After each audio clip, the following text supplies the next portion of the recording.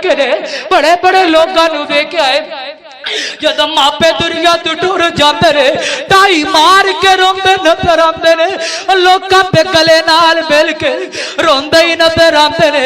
मावा दिया ममता याद आदिया ने, मावा का बचपन वाला वेला याद आता है।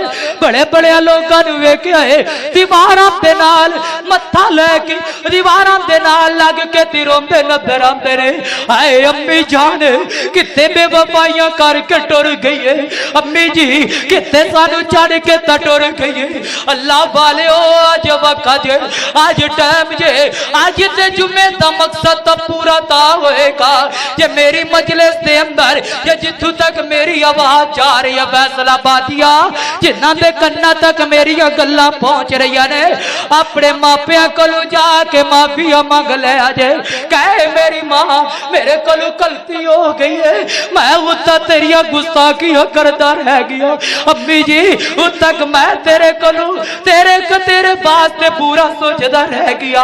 अम्मी अज मैनू मुआफ कर दे, हाथ जोड़ अपनी अम्मी ते अगे पैर फड़ अपनी अम्मी दे, हाथ चुम अपनी मां दे, अपनी मां दे कदमां विच लेट जा ते रो के ती अपनी मां नू अज मना ले। ओए अल्लाह वालिओ जे चाहते हो कल तुहाडे पुत्तर तुहाडे फरमा बरदार बढ़ जाण, अज वक्त जे अपने मापियां दे पैरां थल्लों मां दे पैरां विच रब ने जन्नत रखी है, बाप नू जन्नत दा दरवाजा करार दिता गया। इस वास्ते मेरे मोहतरम भाइयों मां बाप नू राजी कर लो, आसमान दा मालिक तुहाडे ते राजी हो जाएगा। अल्लाह अकबर। अल्लाह एक अल्लाह वाला की बोल के आखदा है जन्नत मावा दे जन्नत मां दे पैरां थल्ले प्यो गुसदा दरवाजा है, जन्नत मां दे पैरां थल्ले प्यो गुसदा दरवाजा है।